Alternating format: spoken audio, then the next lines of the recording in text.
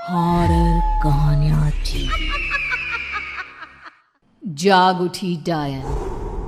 राजस्थान के एक छोटे से गांव में रहती थी रुक्मा देवी। उम्र यही कोई 60 साल की होगी उनकी। गांव के लोग कहते थे कि वो औरत नहीं बल्कि डायन थी, क्योंकि शादी होते ही रुक्मा के पति की मौत हो गई और फिर धीरे धीरे उसके परिवार के सब लोग एक एक करके खत्म हो गए और साथ ही गांव में पड़ा अकाल। जमीन सूख गई, खेती सूख गई, लोग भूखे मरने लगे। रुक्मा को गांव से बाहर निकाल दिया गया और तब से वो गांव के बाहर झोपड़ी बनाकर रहने लगी।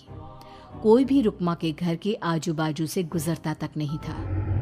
एक दिन गांव के रहने वाले रतन और उसकी पत्नी आनंदी को दूसरे गांव से आते वक्त रात हो गई और अंधेरे में रास्ता भटक के वो रुक्मा की झोपड़ी के पास जा पहुंचे।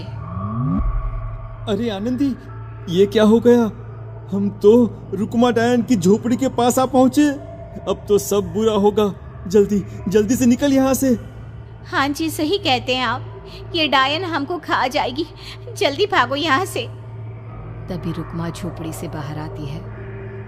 अरे रुको, तुम लोग यहाँ मेरी झोपड़ी में आराम कर लो और देखो, इस रास्ते पर आगे मत जाना। हाँ, हमें आगे जाने से इसलिए रोक रही है ना, ताकि हमें मार डाले तू? अरे ना ना, मैं तो तुम्हारी जान बचाना चाहती हूँ। मेरी बात तो सुनो। डर की वजह से आनंदी और रतन वहां से भाग जाते हैं, लेकिन फिर अगले दिन गांव में खबर फैलती है कि रतन और आनंदी ने अपने घर में फांसी लगाकर आत्महत्या कर ली। वजह क्या थी किसी की समझ में नहीं आया। अगले दिन गांव में जोर का तूफान आया और भयानक तरीके से किसी के रोने की आवाज गूंजने लगी। अरे भाई, लगता है उस डायन रुक्मा ने गांव पे काला जादू कर दिया है। हाँ भाई, मुझे भी ऐसा ही लग रहा है। लगता है कल आनंदी और रतन मर गए। लगता है ये उसी का किया धरा है। हमें सरपंच के पास चलना चाहिए। वो दोनों आदमी सरपंच के घर पहुंचते हैं। अरे, तुम इस वक्त यहाँ पर क्यों आए हो? जानते नहीं बाहर क्या हो रहा है? कितनी डरावनी आवाज गांव में गूंज रही है। बस मालिक, किसी तरह आ गए। पूरे गांव वालों की जिंदगी का सवाल है। अरे मालिक, ऐसे तो सब एक एक करके मर जाएंगे। तो क्या चाहते हो? क्या किया जाए? मालिक, हमें रुक्मा को मारना होगा। अरे जब तक वो डायन गांव में जिंदा रहेगी तब तक गांव में ये सब होता ही रहेगा। शायद ठीक कह रहे हो तुम लोग, मगर ये काम करेगा कौन? मालिक, अगर आप कहे तो हम दोनों मिलके इस काम को अंजाम दे दे। बस आपको हमें यकीन दिलाना होगा कि हम पकड़े नहीं जाएंगे। ठीक है, लेकिन बाहर जो आतंक का साया है उसमें तुम दोनों रुक्मा तक पहुंचोगे कैसे? हैं? क्या तुम्हें डर नहीं लगता? मालिक, आप उसकी चिंता ना करें। काल भैरव का भभूत है हमारे पास। रुक्मा तक पहुंचकर आसानी से मौत के घाट उतार देंगे उसको। हाँ, मैं भी चलूंगा तुम लोगों के साथ। उस डायन को मरते हुए देखने की बड़ी इच्छा है मुझे। सरपंच उन दोनों लोगों के साथ गांव के बाहर की तरफ चल देता है। गांव में घनघोर काली रात पसरी हुई थी और दिल दहलाने वाली चीख की आवाज माहौल को बेहद खौफनाक बना रही थी। हाथ में काल भैरव का भभूत लिए वो तीनों रुक्मा की झोपड़ी की तरफ जा रहे थे। वहां पहुंचने के बाद, ये लो खंजर और पार कर दो इस डायन के कलेजे के अंदर। मालिक, आप बस यहीं खड़े होकर नजारा देखो। आज ना बचेगी ये। हाँ मालिक, ये भभूत अब इसकी जरूरत नहीं है। मैं इसे यहाँ पेड़ की डाली पे रख देता हूँ। लौटते वक्त हमारी रक्षा करेगा। वो दोनों आदमी चुपके से सोती हुई रुक्मा देवी के ऊपर वार करते हैं। एक जोरदार चीख से वो इलाका गूंज उठता है, लेकिन अचानक रुक्मा के शरीर से जो खून बहता है उसका रंग नीला था। ये देखकर वो दोनों आदमी डर से कांपने लगते हैं। अरे अरे अरे अरे, ये क्या? अरे इसके खून का रंग तो नीला है। अरे तो क्या हुआ? डायन जो ठहरी इंसान नहीं है ये, और आज इस बात का पक्का यकीन हो गया है। मर गई चुड़ैल, मर जाने दे। चल सरपंच साहब को जाकर ये खबर सुनाते हैं। वो दोनों जैसे ही बाहर आए, उन्होंने देखा सरपंच की लाश पेड़ पे लटकी हुई थी।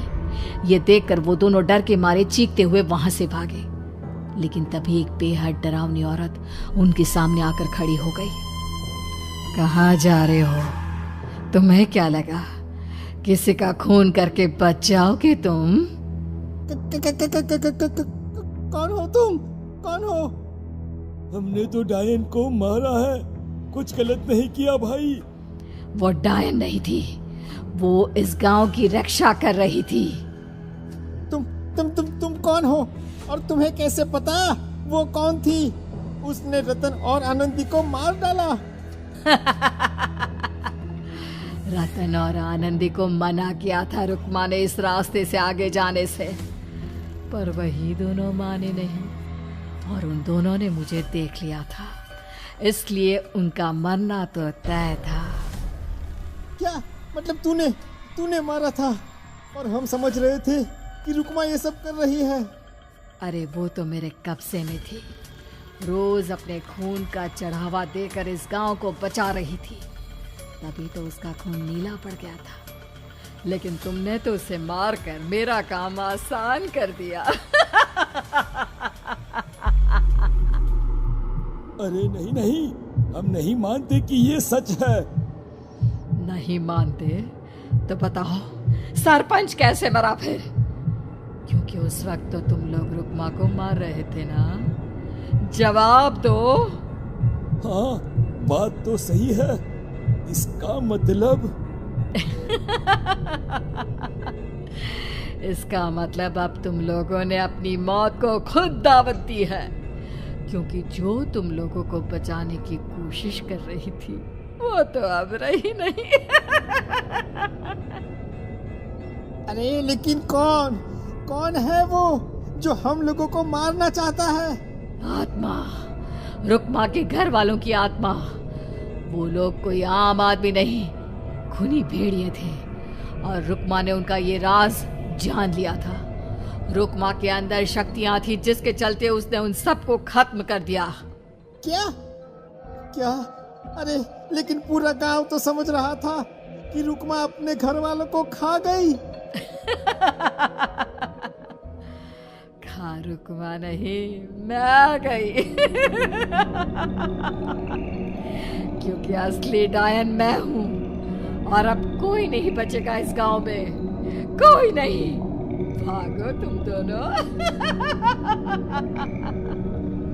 वो दोनों आदमी पागलों की तरह भागते हुए गांव पहुंचते हैं। वहां देखते हैं कि पूरा गांव खुद की नदी बन चुका था। हर तरफ लाशें ही लाशें पड़ी थी, और रुक्मा के मरे हुए घर वाले उन लाशों को खा रहे थे। कुछ देर के बाद उन दोनों का भी वही हाल हुआ।